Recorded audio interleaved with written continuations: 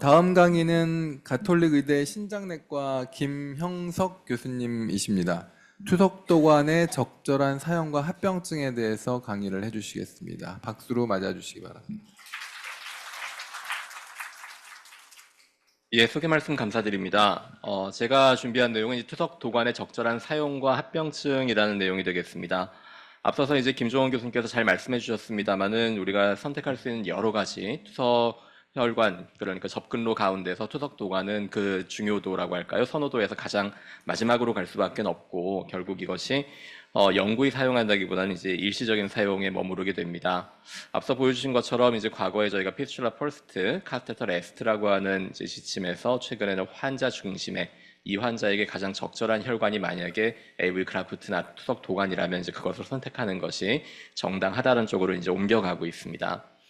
현재의 가이드라인에서는 이런 중심정맥 도관보다는 역시나 감염 위험이 낮은 투석 혈관을 사용하는 것이 좋다고는 하고 있고, 또한 이런 도관으로 부득이하게 투석을 시작한 경우에 감염의 위험을 줄이기 위해서 투석 혈관으로 가능한 조기에 전환하도록 얘기를 하고 있습니다. 다만 어쩔 수 없이 도관을 사용하게 되는 경우에는 비터널식보다는 터널식의 중심정맥 도관을 사용하는 것이 더 좋겠고, 만약에 비터널식 중심정맥 도관을 사용한다면 한 2주 이내로 짧게 쓰는 것이 좋겠다는 것이 현재의 권고입니다. 그럼 우리가 어떤 환자에서 투석 도관을 사용하는 것이 그래도 필요한가라고 한다면, 단기간 사용의 경우에는 혈관을 만들었지만 아직 머추레이션이 되지 않아서 사용은 할 수 없고 투석은 해야 되는 상황, 또는 신장 이식을 받은 환자에서 급성의 합병증으로 인해서 일시적인 투석이 필요할 때, 복막 투석 환자에서 복막염과 같은 합병증으로 인해서 단기간 복막을 쉬어줘야 할 때, 그리고 단기간 내에 생체 이식을 받을 것이지만 지금 당장으로서는 투석이 필요한 때, 그리고 연조직염과 같은 합병증이 투석 혈관 부위에 발생해서 일시적으로 치료하는 동안에는 혈관을 사용할 수 없을 때 등이 있겠습니다. 또 투석 도관을 조금 더 길게 사용해야 되는 경우도 간혹 생기는데요. 여러 차례 투석 혈관이 실패해서 다른 대안이 아예 남아있지 않은 환자라던가, 기대 여명이 얼마 남지 않은 경우, 혈관이 너무 작아서 쓸 수 없는 유아, 소아, 그리고 유입동맥, 유출정맥 문제가 있어서 다른 혈관을 만들 수 없거나, 혈관을 만드는 것 자체가 삶의 질을 심각하게 제한하거나 환자가 도관을 절대적으로 선호할 때도 고려는 할 수 있다라고 되어 있습니다. 좀 더 우리가 많이 접하는 경우는 이런 투석 혈관 조성으로 인해서 악화되는 다른 질환을 가진 경우일 텐데요. 대표적인 것이 이제 하악변료가 되겠습니다. 우리가 액세스를 갖고 있는 것 자체가 이제 션팅이 되기 때문에 이젝션 프랙션이 현저하게 떨어져 있는 신부전에서는 더더욱 심한 증상의 악화를 가져올 수 있고, 또는 뭐 치료가 되지 않는 피부 병변 등으로 인해서 문제가 있는 경우에도 도관 사용이 차라리 더 나을 수가 있습니다. 이 신부전 환자에서 이 투석 혈관을 가지게 되면은 말초 혈관 저항이 감소하면서 엔드다스틀 다이메트가 증가되고 심파세틱 톤이 증가하고 카디아 워크로드를 증가시키기 때문에 신부전이 악화된다라고 하는 건 우리가 워낙 잘 알고 있는 내용입니다. 하지만 이러한 것들이 하악변료를 가진 환자에서 무조건 도관을 사용해야 된다라는 식으로 받아들여지는 것은 좀 어려울 것 같고요. 니아 클래스 3, 4라던가 환자의 주관적인 증상과 더해서 환자에게 꼭 필요한 경우들을 감안을 해서 선택을 해야 될 것 같습니다. 이런 투석 도관은 언제 제거를 할 것이냐? 비터널식 투석 도관은 앞서 말씀드린 것처럼 가급적이면 2주 이내로 했으면 좋겠고, 터널식 투석 도관의 경우에는 최대 시간 제한이라고 하는 것은 딱히 없지만 중심정맥 도관이 여전히 가장 이 환자에게 적합한 투석 통로인지를 주기적으로 계속해서 확인하고 투석 도관을 사용을 끝내야 할지를 판단을 해야 된다는 것이 중요한 부분이 되겠습니다. 투석을 시작할 때 혈관이 아니라 투석 도관으로 투석을 시작하면 그 아웃컴이 좋지 않다는 거 워낙 잘 알려져 있는 내용입니다. 피스츄라를 사용해서 시작한 환자들의 아웃컴이 CVS를 이용해서 투석을 시작한 환자들에 비해 훨씬 좋다는 것은 잘 알려져 있는 사실이고요. 하지만 그럼에도 우리나라에서도 아직 약 한 5% 정도의 환자는 투석 도관을 통해서 투석을 시작을 하고 있습니다. 정말 이것이 투석 도관 때문이냐라고 묻는다면 우리가 이런 데이터들을 해석하는 데 있어서 분명히 주의는 필요합니다. 여러 가지 포텐셜 바이어스들이 있는데요. 첫 번째는 환자가 급박하게 혈관을 준비할 수 없을 정도로 급하게 진행해서 투석이 필요한 정도의 심한 환자들은 아웃컴이 안 좋을 수밖에 없겠죠. 이런 부분에서 이제 셀렉션 바이어스, 그리고 피스츄라를 만들기 어려운 환자들이 있을 수 있습니다. 그만큼 컨디션이 좋지 않거나 나이가 많고 혈관이 좋지 않은 환자들, 이런 환자들이 이제 인클루전이 되는 문제 때문에 또 셀렉션 바이어스가 올 수 있고요. 투석을 만들었지만 매출레이션이 되지 못하는 환자들도 카테터군으로 분류가 되기 때문에 이 환자들도 당연히 앞서서 마찬가지로 셀렉션 바이어스에 해당이 됩니다. 또한 이제 액세스와 관련된 모든 페일리어가 레포트되는 것이 아니기 때문에 이러한 부분에서 인포메이션 바이어스 등등이 존재하기 때문에 우리가 카테터가 나쁘다, 피스출라는 무조건 좋다라고 얘기할 것은 아니겠고요. 대표적인 것이 이제 이 데이터가 되겠습니다. 이제 USRDS에서의 한 11만 명 정도 환자를 대상으로 했던 연구가 되겠는데요. 카테터 자체가 나쁘냐, 아니면 카테터를 넣을 수밖에 없는 환자가 문제냐라고 하는 이제 분석이 되겠습니다. 이 1번 그래프가 무엇이냐면 피스출라로 투석을 하고 있는 환자고요. 두 번째는 피스출라를 갖고는 있지만 도관으로 시작한 환자, 그리고 세 번째는 도관으로 바로 시작한 환자입니다. 카테터 자체가 문제라면은 두 번째 환자들도 세 번째나 비슷하게 나빠야 될 텐데 보면은 세 번째 환자들보다는 리스크가 한 30% 정도는 더 줄어든단 말이죠. 이것은 결국 피스출라를 처음에 만들 수 있었을 정도의 혈관 상태를 가진 환자, 전신 상태를 가진 환자들이 아무래도 아웃컴에 영향을 주는 것 같다라는 단서를 주는 것 같습니다. 그러면 이번엔 투석도관이 결백하냐? 당연히 그건 또 아닙니다. 투석도관은 굉장히 다양한 원인으로 기능 부전을 가져올 수가 있고, 이런 것들이 이제 플로우가 감소하고 재순환이라던가 투석의 부족한 적절도, 그리고 감염증과 같은 다양한 합병증들로 인해서 호스피탈리제이션 리스크라던가 환자의 오버롤 모탈리티를 증가시키는 요인이 되기도 하기 때문에 우리가 투석도관에 대해서는 그야말로 중립적인 태도를 가지고 환자의 상태를 꾸준히 평가를 해야 되겠습니다. 그럼 이 투석도관을 어떻게 오래 잘 쓸 수 있겠느냐? 영국에서 한 6년 동안 800건 정도의 투석도관 생존율을 분석한 연구에서 투석도관을 왜 사용을 더 못하게 됐느냐를 봤더니 43%가 도관 폐쇄, 32%가 감염성 합병증이었습니다. 펜실베니아 대학에서는 좀 더 장기간으로 22년간 관찰을 했는데요. 여기에서도 비슷하게 감염성 합병증과 도관의 혈류 부족이 투석도관을 더 사용하지 못하게 하는 주된 원인이었습니다. 결국 투석도관의 대표적인 합병증, 비감염성 합병증에서는 도관 기능의 부전, 그 밖에 이제 도관의 기계적인 손상이라던가 중심정맥의 협착, 그리고 감염성 합병증, 이것들이 투석도관을 길게 쓰게 하지 못하는 원인들이고, 결국은 우리가 오래 투석도관을 잘 사용하려면 처음부터 투석도관을 기능을 잘 하도록 잘 넣어야 되겠고요.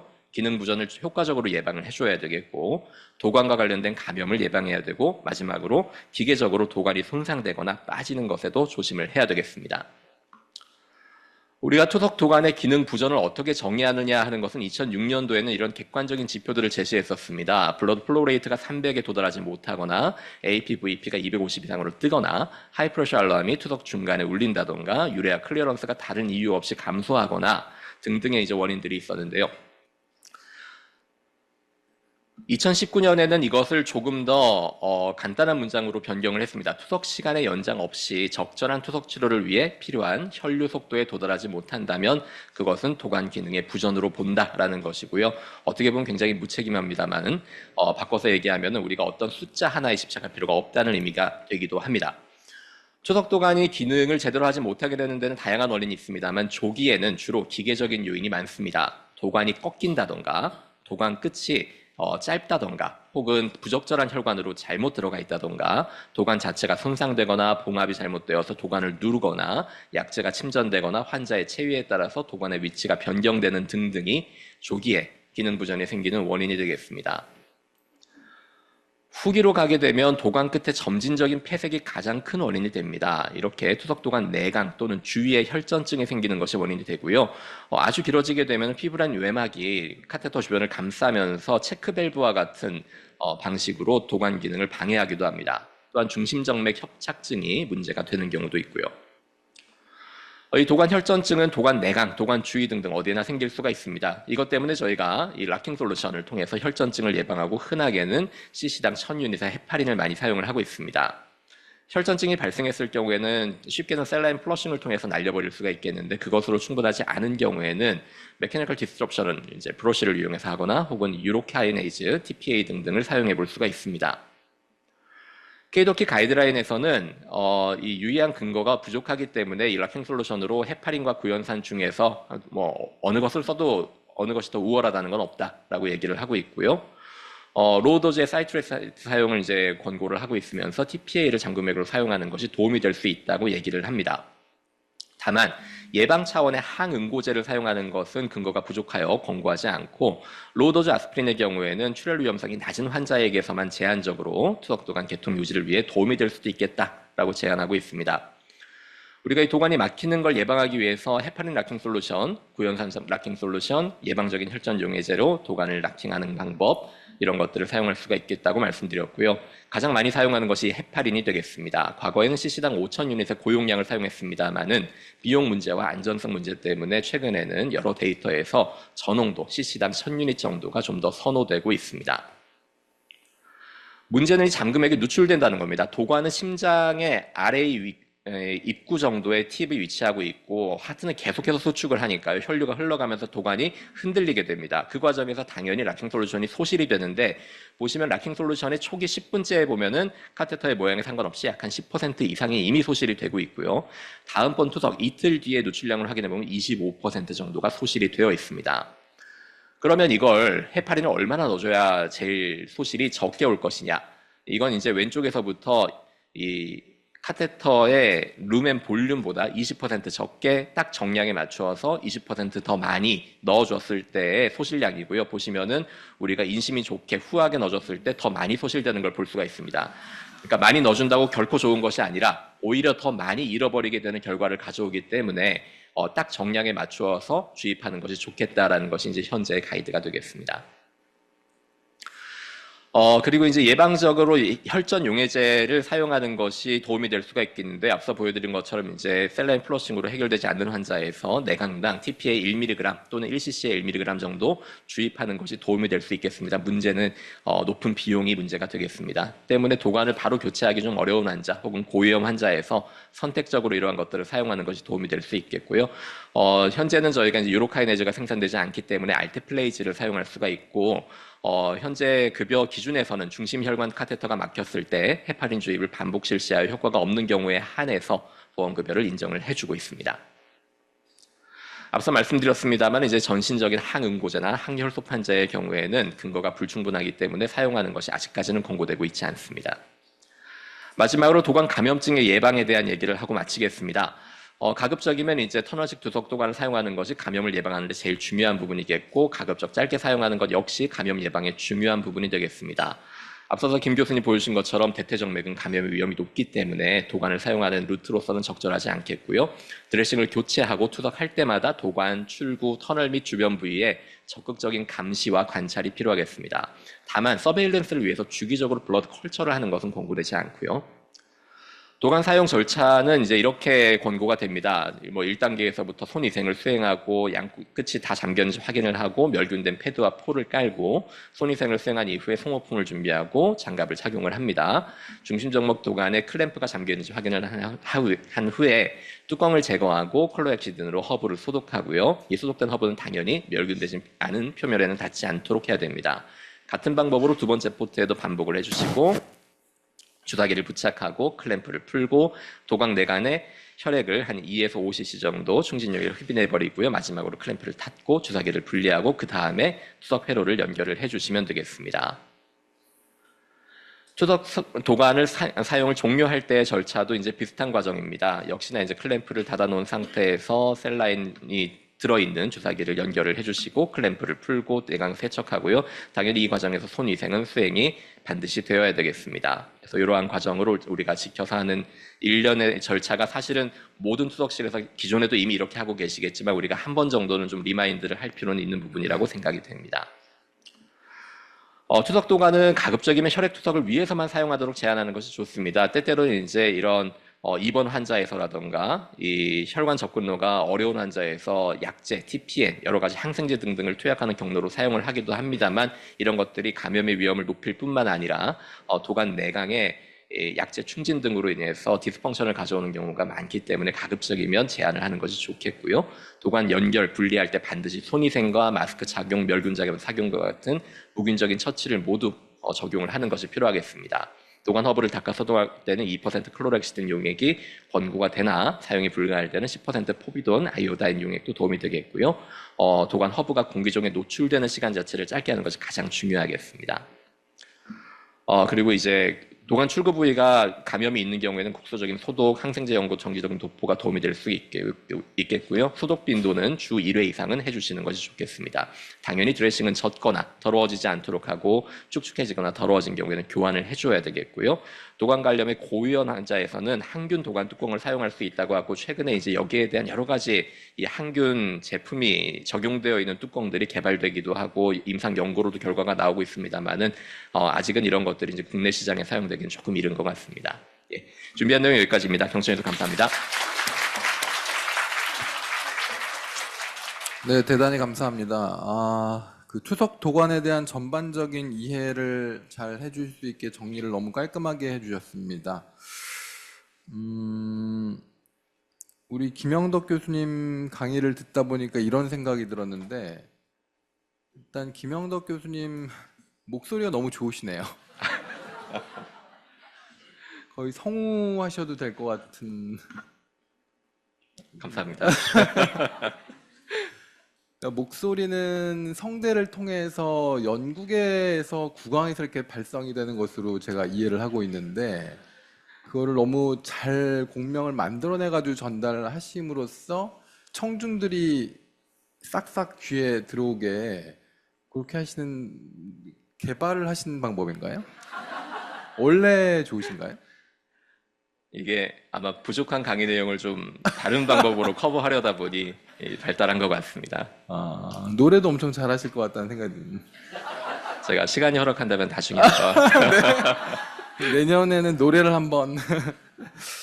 그 우리나라에서 ABF하고를 이제 바로 권고를 받고 2, 3개월 또는 6개월 전에 ABF를 하겠다는 환자들이 있을 거잖아요. 예. 그리고 끝까지 버티다가 결국은 좀 얼전트하게 CBC를 할 수밖에 없는 환자들이 있을 건데, 그 임상에서 그 설득하는 과정, 설명하는 과정이 되게 중요할 거라고 생각이 되거든요. 그래서 어떻게 설명해야 미리 투석로를 잘 만들 수 있는지 혹시 노하우가 있으신가요? 예, 사실 이제 이 부분이 많은 임상 선생님들이 고민하시는 부분일 것이라고 생각을 합니다. 제가 마침 지난주에 이제 투석혈관학회에서 이 비슷한 주제로 발표를 했었는데요. 그 당시에 이제 얘기했던 거는 잔여 심기능이 남아있는 환자들이 과연 도움이 될 것이냐, 어떻게 우리가 잔여 심기능을 남긴 상태로 투석에 들어가게 할 것이냐 하는 내용이었는데, 결국은 적절한 시기에 투석혈관을 만드는 게 굉장히 중요하겠죠. 때문에 저희가 이제 투석이 임박했다라고 판단이 되면 환자에게 권유를 하게 되는데, 첫 번째 허들은 지금이 적절한 시기인지 어떻게 내가 알 수 있느냐 하는 것이고, 실제로 혈관을 만들어 보면 분명히 GFR이 이제 10에서 7로 떨어지고 있었는데 그 상태에서 이제 7로 한 2년 가는 거죠. 혈관은 만들어 놨고요. 그런 경우가 있을 수가 있겠고, 또 하나는 이젠 정말 늦어도 너무 늦었는데 환자가 도저히 따라지 않는 경우. 전자의 경우에는 이제 최근에 여러 가지 이런 예측 모델들이 개발이 되어 나와서 이런 것들을 활용할 수 있겠다라는 걸 이제 참고하실 수가 있겠고요. 두 번째 경우가 아마 더 많겠습니다만은 제일 역시나 잘 먹히는 건 공포 마케팅입니다. 환자에게 투석 도관의 어려움, 이 두건을 넣을 때 막 피투성이가 되고 때때로 이제 기흉, 혈흉, 심지어는 심장의 뭐 중요 혈관에 뭐라고 할까요? 파열 등등으로 인해서 심각한 아웃컴이 생길 수 있고, 이러한 것들이 이제 환자에게 굉장히 해로울 수 있다는 것들을 설명하면서, 하지만 이걸 만들어 두면 우리가 굉장히 안심되고 안전하게 투석을 시작할 수 있다라고 얘기하면은 거기서 한 절반 정도는 넘어옵니다. 네. 교수님의 그 보컬로 이렇게 환자를 설득하면 다 넘어오지 않을까요? 그럴 것 같습니다. 네, 대단히 감사합니다.